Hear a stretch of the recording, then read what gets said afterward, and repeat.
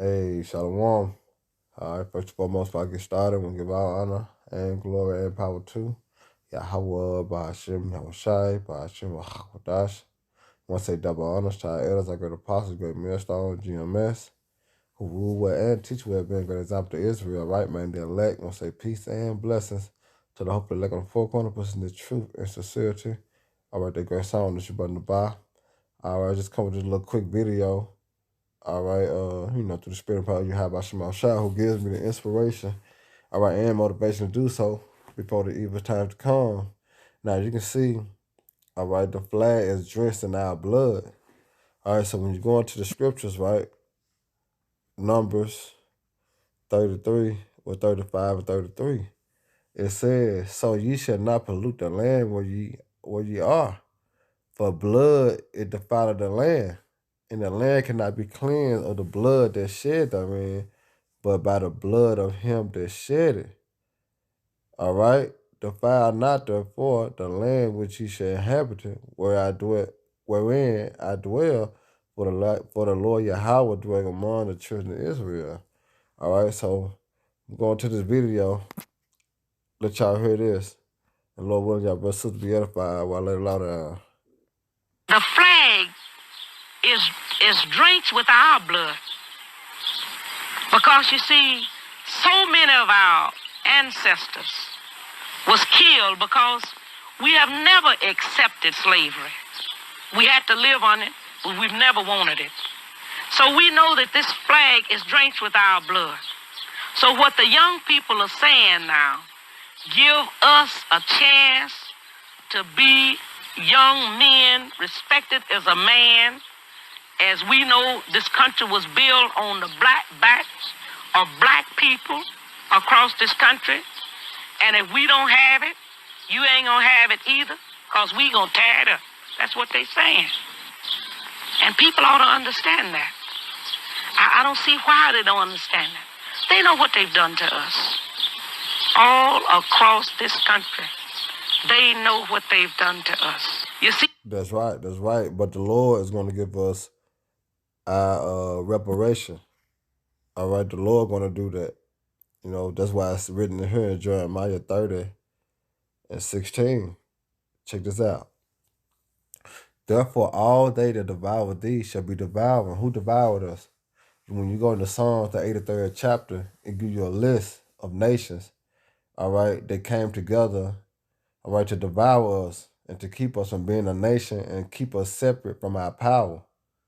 All right. So it said, "Therefore, all they that devour thee shall be devoured, and all thy adversary." You see that? "Every one of them shall go into captivity, and they that spoil thee shall be a spoil, and all that prey upon thee will I give for a prey." You see that? That's what we head into. All right. "For I will restore health unto thee."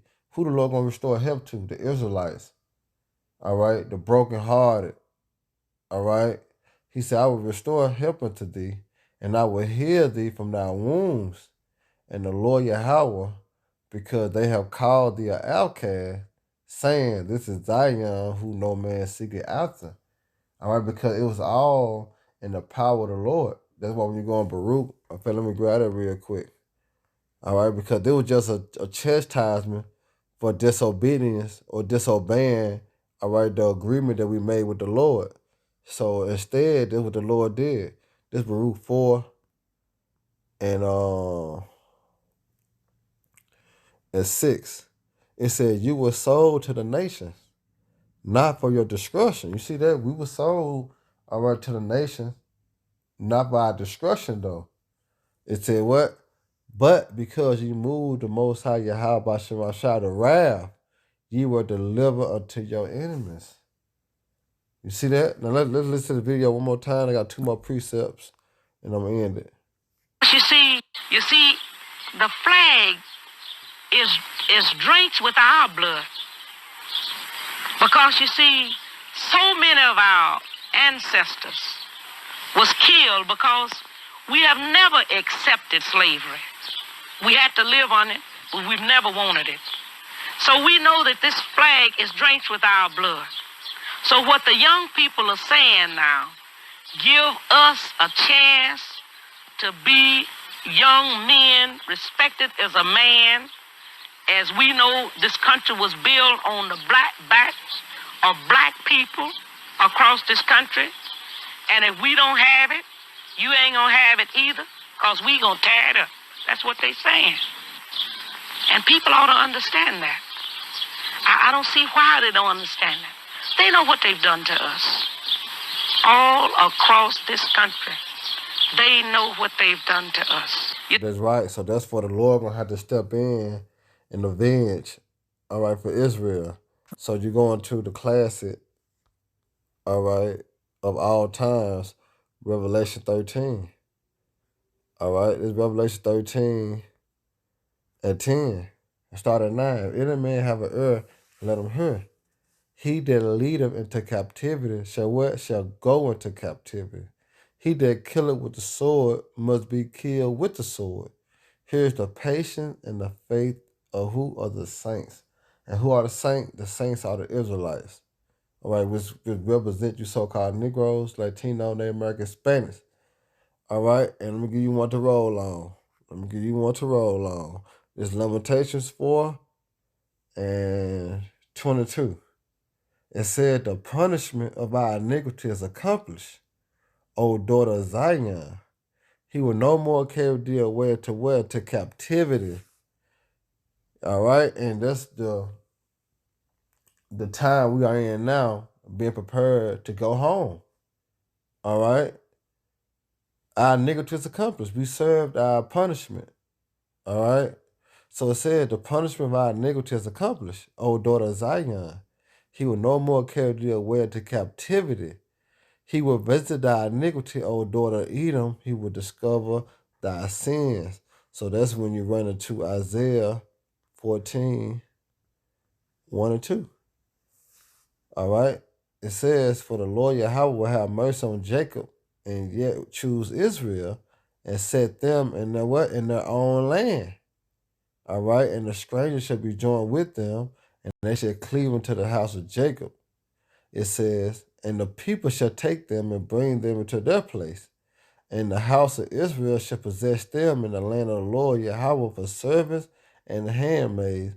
And they shall take them captives who captives there were, and they shall rule over their oppressors. See, this is the time that we coming into. All right, there's going to be a transition of power. All right, and it says, and it shall come to pass in the day that the Lord Yahweh shall give thee rest for thy sorrows and for thy fear and for the hard bondage which thou was made to serve. You see that? Now, one more. Joel 3 and 1. Said, for behold, in those days and in that time will I bring again the captivity of Judah and Jerusalem. All right? In that day and that time. All right? Because how it's going to happen? Verse 2, and I will also gather all nations, and I will bring them into the valley of Jehoshaphat, meaning Yahweh going to who? The Most High judgment. And I will plead with them for my people and for my inheritance Israel, whom they have scattered among the nation and parted my land. All right? And have cast lots for my people, and have given a boy for a harlot, and sold a girl for wine that they may drink. All right? So in the midst, and you see right here in verse 2, the Lord going to gather all nations and bring them down to the valley of Jehoshaphat. That's going into World War III. All right? Because in the midst of World War III, Yahweh Shai is coming. All right? And that's when he's going to take down all nations and bring peace upon Israel. All right? So Lord willing, y'all brothers to edify next time. Shalom, Papa Bob, Barak, and may the Lord continue to bless y'all night. All right?